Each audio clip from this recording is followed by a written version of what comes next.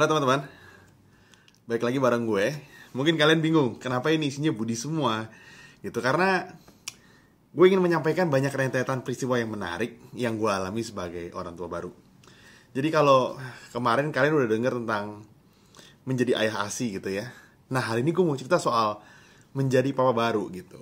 Gue jadi papa tuh baru mungkin sekitar 6 bulan kali ya, sampai video ini rilis gitu. Nah, dari 6 bulan ini ada pelajaran penting yang mau gue sharing sama teman-teman, terutama buat kalian yang mungkin sedang akan mau menjadi papa baru gitu. Kalau mungkin papa yang kedua mungkin udah lebih tenang ya, atau orang tua yang anaknya udah yang kedua, ketiga mungkin udah lebih biasa. Tapi ketika jadi ayah pertama tuh ada hal yang berbeda gitu. Nah, gue mau sharing sedikit. Menurut gue ini menarik. Kita tahu bahwa ketika jadi ayah pertama kali tuh banyak banget hal yang kita nggak tahu gitu kan. Mungkin istri pasangan kalian gitu, ibu biasanya udah lebih banyak nyari data gitu ya, udah riset kira-kira kebutuhan anaknya apa, terus kira-kira mereka harus gimana, apa yang mesti dilakukan dan kondisi-kondisi lainnya gitu. Nah, tapi pada kenyataannya ketika anak itu lahir dan waktu kalian pulang ke rumah pertama kali, banyak hal yang berbeda gitu. Karena kalian mungkin ya, waktu itu gue sama Mindy tuh nggak pakai suster, jadi kita berdua handle sendiri berdua, dan pasti itu tantangannya agak berbeda sebetulnya, karena berduaan doang kan. Kita setelah sebulan setengah atau sebulan lah kita mulai pakai suster gitu. Jadi baru ngerasain, oh ternyata pakai suster ternyata caranya gini, caranya gitu. Nah, waktu di perjalanan itu, sebulan itu, kan anak suka nangis random, kita belum terlalu fasih dan familiar juga gitu kan. Anak masih nangis. Banyak banget masukan-masukan dari keluarga, orang tua, bahkan mbak gue yang cuci gosok ngasih masukan yang membuat kita kadang tambah stres gitu. Misalnya ada masukan random, misalnya lagi nggak mau makan, itu tuh dikasih madu gitu. Padahal ternyata madu tuh jadi racun sebetulnya, itu nggak boleh. Atau misalnya, udah cara nyusunya gini, kalian tuh nggak ngerti, mama nih anak udah 3 gitu. Padahal sebetulnya perkembangan teknologi dan knowledge antara orang tua dulu sama sekarang tuh beda. Kalian tahu kan? Jadi sekarang tuh kita lebih update dengan knowledge, dengan informasi yang benar dan yang nggak benar gitu. Tapi seringkali bawaan dari orang tua dan keluarga terdekat tuh bikin kita jadi tertekan. Kita jadi merasa, apa yang gue lakuin benar apa salah ya? Apa ternyata selama ini mereka benar dan gue yang salah gitu. Nah teman-teman, gue mau sharing sedikit soal ini. Maksud gue gini,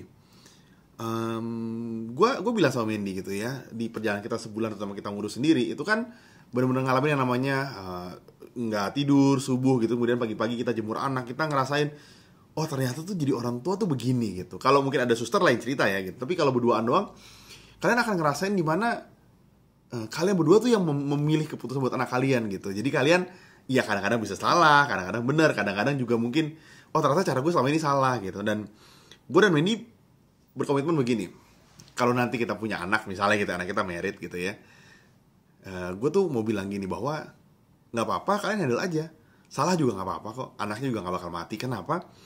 Biarkan orang tua jadi orang tua sesungguhnya. Artinya kalau mereka salah biarin aja, mereka kan belajar dari kesalahan mereka gitu. Dan gue menyadari bahwa kadang-kadang waktu kita jadi orang tua baru gitu ya, orang tua kita, opa-omanya atau keluarga yang lebih senior dari kita mau ngasih tau bahwa itu tuh salah caranya gitu. Ya bener tuh begini berdasarkan pengalaman mereka gitu. Padahal mungkin pengalaman tiap orang beda-beda gitu. Atau bahkan mungkin pengetahuannya beda zaman dulu sama zaman sekarang. Yang kedua, gue menyadari bahwa keputusan yang diambil berdua, even itu salah, itu akan jadi pelajaran berharga dan membuat lu berdua jadi bertumbuh sebagai pasangan gitu. Jadi gue jadi menyadari gitu ya, ketika berkeluarga atau ketika punya anak, kesalahan itu adalah hal yang lumrah dan menyenangkan buat dilakukan. Ketika kita flashback ke belakang ya, oh ya dulu tuh salah ya, harusnya begini. Tapi itu buat kita jadi dewasa. Decision making sama pasangan lu, kemudian belajar anak lu ternyata nggak suka diginiin, maunya begini gitu. Mungkin beda sama orang tua dulu, tipe anak kan juga beda-beda gitu. Akhirnya jadi sadar, ketika jadi orang tua salah, itu sangat lumrah gitu. Ketika jadi orang tua salah, itu sangat wajar.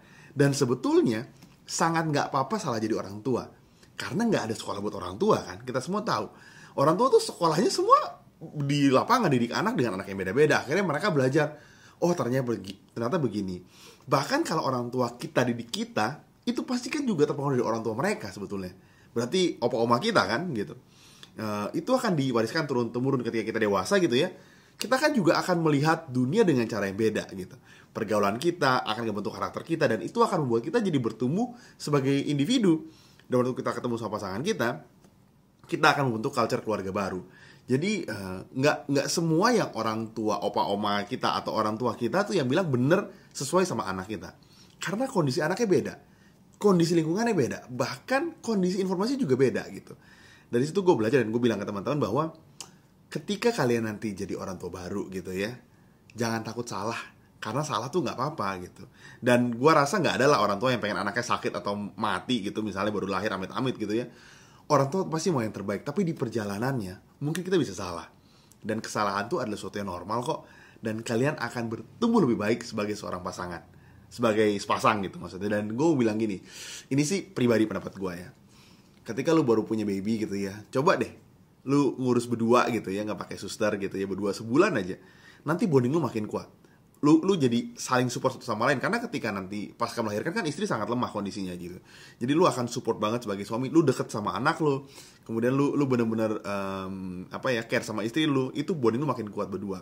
Jadi mungkin setuju gak setuju, orang beda-beda gitu ya. Tapi dia pendapat personal gue, kalau kalian bisa handle berdua, gue rasa it would be good buat kalian berdua gitu. Jadi sampai situ aja. Jangan lupa stay healthy dan stay alive. Bye-bye.